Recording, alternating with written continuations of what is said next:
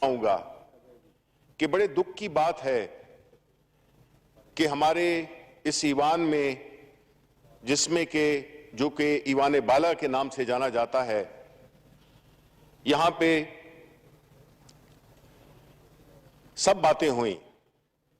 Opposition side کا مجھے اس لیے افسوس ہے کہ انہوں نے کسی نے بھی اس ٹرم کو بھی نہیں یوز کیا، یہ لفظ بھی نہیں استعمال کیا کہ جو ہماری ماضی میں، جو ہماری سینٹ کے الیکشنز میں جو باتیں ہوتی رہی ہیں، جو سوالات اٹھائے گئے ہیں، جس میں کہ پیسے کا لین دین، ہارس ٹریڈنگ، یہ ایک لازم و ملزوم باتیں بن گئی تھیں.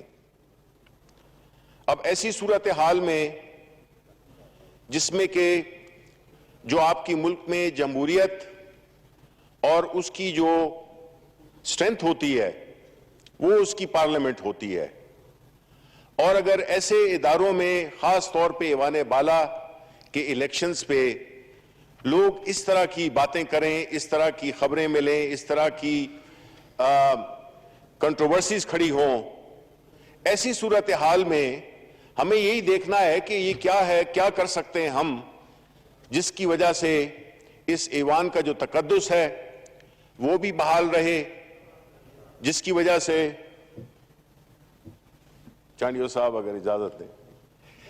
جی چانڈیو صاحب جائیں، جی اچھا تو تھینک یو چانڈیو صاحب، چلے جائیں. جی شبلی صاحب.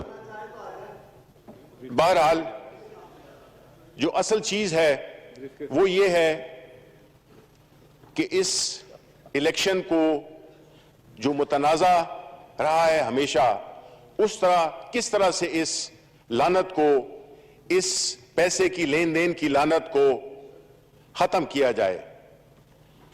پاکستان تحریک انصاف، اس کی حکومت، اس کے پرائم منسٹر، اس کے لیڈر چیئرمین عمران خان ہمیشہ اس بات کے دائی رہے ہیں کہ اس ملک میں اگر سب سے زیادہ نقصان پہنچایا ہے کسی چیز نے تو وہ کرپشن نے پہنچایا ہے.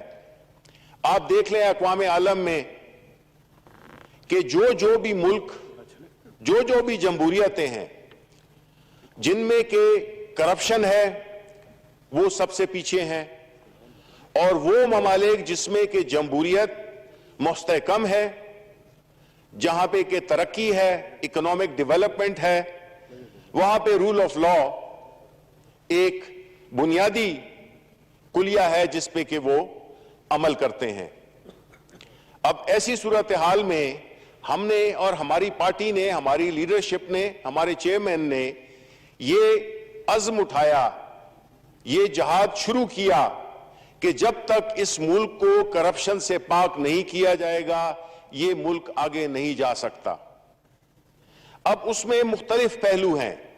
ایک تو یہ ہے کہ بدقسمتی سے جو ہمارے ملک کا جو کلچر بن گیا ہے وہ اس میں کرپشن کو کرپشن ہی نہیں سمجھا جاتا، اور اس کا احساس مجھے آج یہ بھی ہوا کہ یہاں پہ کوئی لفظ بھی استعمال نہیں کیا گیا، کسی نے واجباً بھی ذکر نہیں کیا کہ جی بالکل یہ درست ہے کہ سینٹ کے الیکشنز میں لین دین ہوتا ہے، خرید و فروخت ہوتی ہے، ہارس ٹریڈنگ ہوتی ہے. کس طرح سے اس پہ بحث کی جائے کہ اس کو ختم کیا جائے، بجائے اس کے ایک قانونی بحث میں الجھا دیا جاتا ہے کہ عوام یہ نہ سمجھ سکیں کہ یہ آیا صرف قانونی معاملہ ہے یا یہ اخلاقی معاملہ بھی ہے. اور اخلاقی جس کو کہ ہم کہیں گے کہ morality unfortunately cannot be legislated، اور نہ وہ قوانین جو کہ ہماری گراؤنڈ ریالٹیز کو ریفلیکٹ نہیں کرتے وہ ان پہ بحث ہونی چاہیے. ان کو تبدیل کیا جانا اگر چاہیے تو ان کو تبدیل کیا جانا چاہیے. ہم نے کب ایسا کام کیا؟ ہم کون سی ایسی بات کر رہے ہیں جس پہ کہ اپوزیشن کو اختلاف ہو سکتا ہے؟ خاص طور پہ وہ چیزیں جو انہوں نے کافی پہلے اس پہ نہ صرف اتفاق کیا بلکہ اس پہ اپنے دستخط کیے، جو کہ چارٹر آف ڈیموکریسی کے نام سے جانا جاتا ہے، اور ان کا جو شک تھی 23 اس میں یہ کلیئر انہوں نے کہا ہے. کیا وجہ ہے کہ 10 سال آپ کی حکومتیں رہیں بٹوین دی ٹو پارٹیز اور آپ اس پہ عمل درآمد نہیں کرا سکے؟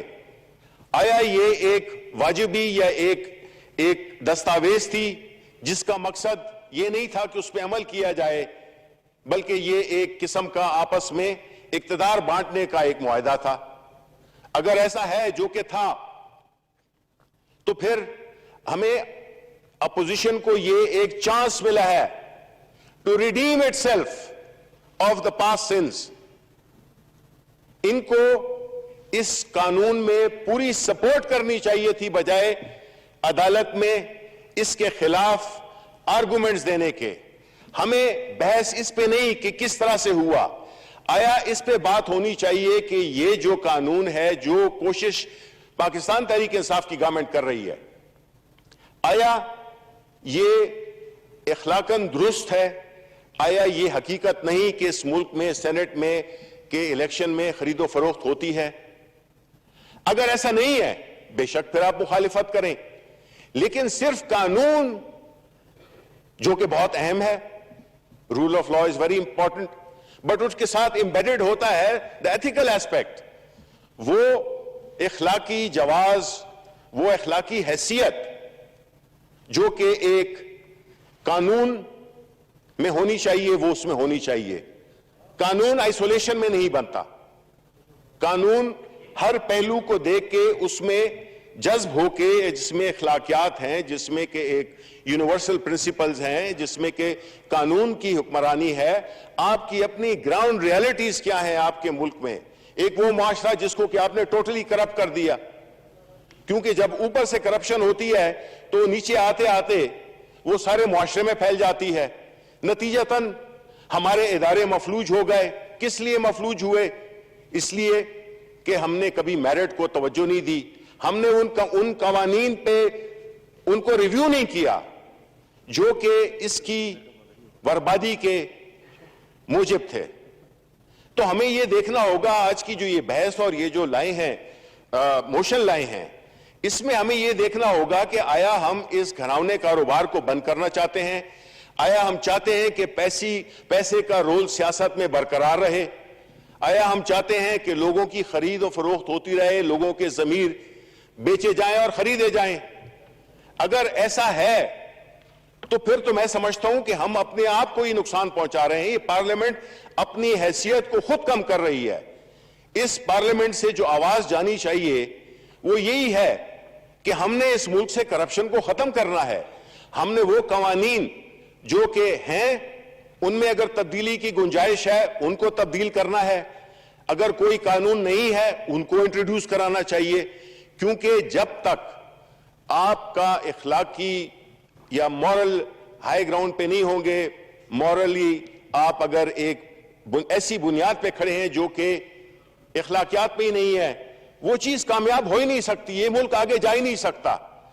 جناب چیئرمین، یہ ایک بہت ہی سیریس مسئلہ ہے. ہم تاریخ کے دوراہے پہ کھڑے ہیں جہاں کہ ہم نے یہ فیصلہ کرنا ہے کہ آیا ہم نے پیسے کی سیاست کو فروغ دینا ہے یا ہم نے میرٹ، شفافیت اور اہلیت کی بنیاد پہ یہ اس اداروں کو کھڑا کرنا ہے. اس میں کوئی بحث ہی نہیں ہے. اگر آپ ان سے پوچھیں تو یہ بھی اس میں اگری کریں گے، لیکن ہم چاہتے ہیں کہ آپ عملی طور پہ اس میں اپنا حصہ ڈالیں، بجائے اس کے کہ آپ قانون کی پیچیدگیوں کو کوٹ کرتے ہوئے آپ ایک ایسا ماحول کریٹ کر دیں کہ جس میں کہ سینٹ کے الیکشن یہ اور کہ جی اس کو بعد میں دیکھیں گے. ہم نے تو پہلے ہی پریزنٹ کر دیا تھا یہ بل. آپ کو چاہیے تھا کہ آپ اس کو انیشیٹ کرتے، کیونکہ آپ کی حکومتیں آئی تھیں. آپ کو پتا ہے کہ یہ کلچر آف چھانگا مانگا یہ تو پہلے سے شروع ہوا ہے. اسی وجہ سے ہماری جمہوریت اور کسی وجہ سے کمزور نہیں ہو رہی. ہماری جمہوریت اگر کمزور ہوئی ہے وہ یہ ہے کہ اسی پارلیمنٹ کو استعمال کیا گیا ہے مفادات کے لیے. وہ لوگ جو پیسے کے زور پہ آتے ہیں وہ اپنے مفادات کا پہلے تحفظ کرتے ہیں، لوگوں کے تحفظ ان کے ذہن میں نہیں ہوتا. اس لیے یہ ایک نادر موقع ہے. میں اپنے اپوزیشن کے ساتھیوں سے ریکویسٹ کرتا ہوں کہ صرف ملک آج ان کا نہیں ہے. آج خدا بخشے مشاہد اللہ خان کو، وہ چلے گئے، کل ہم چلے جائیں گے. ہماری اولادوں نے آنا ہے، ہماری آئندہ نسلوں نے آنا ہے. ہمارے ملک نے ترقی کرنی ہے.